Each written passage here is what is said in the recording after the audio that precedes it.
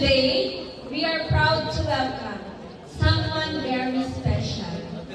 Not just an accomplished professional, but a shining example of what a former TVM student can become through hard work, discipline, and passion. Our resource speaker is a graduate of Bachelor of Science in International Hospitality Management, major in Culinary Arts and Kitchen Operations from Lyceum of the Philippines, University, Batangas.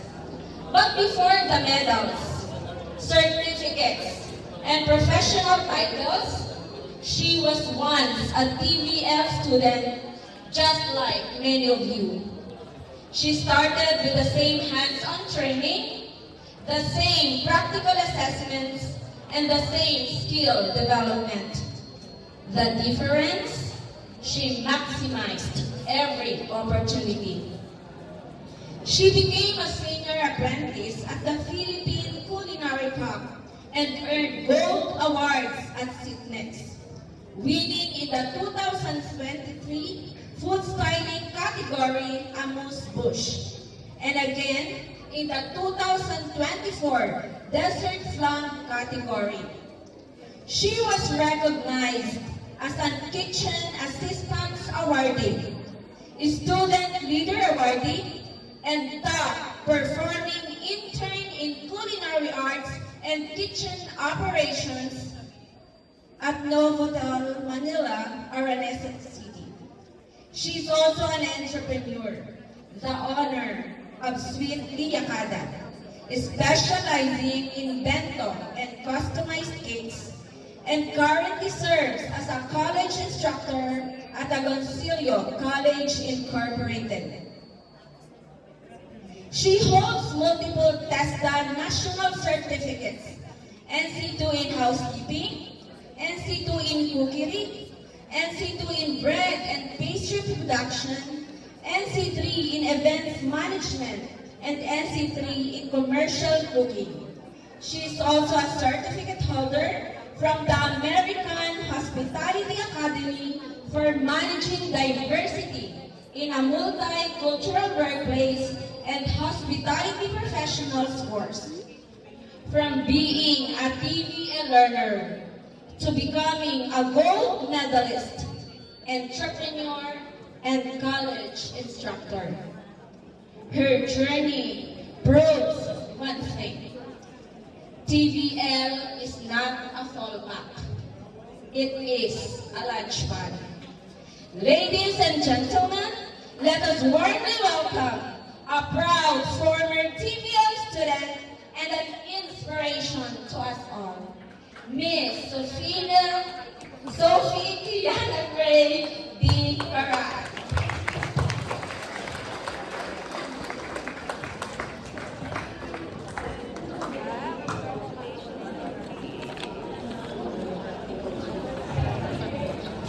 Good morning, Agoncillo Senior High School. Good morning to our respected guest speakers, to our hardworking faculty and staff, and most importantly, to the bright and ambitious students gathered here today. It feels incredible surreal to be standing on this stage again, looking at your faces. I see myself just a few years ago, full of dreams, a bit nervous, and a lot of questions about the future. It's an honor to be back home again. So last year po, or a year ago, I stood here as one of your guest speakers for Career Expo 2025. I shared my experience of becoming Asian. After 2 years of being HE student here at Agoncillo Senior High School, after 4 years in college taking culinary arts and kitchen operations, I thought I had it all figured out. I built my knowledge, sharpened my skills, and turned discipline into habit. Akala ko, tapos na ang hardest part ng journey ko. Akala ko, kaya ko na kasi kinaya ko nung estudyante pa lamang ako. pero hindi pa pala. No one is ever fully ready for what the real world throws at you. Behind the success are the part people don't see. Andyan yung regrets, cancellations, especially the rejections.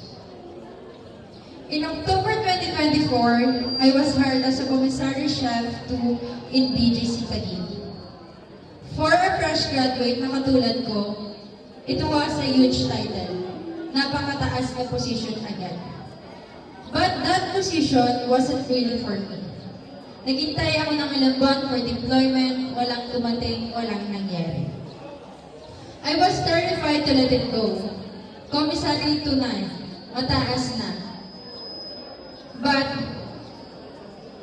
I was holding on so tight, I was only hurting myself. It was then I realized letting go isn't a failure.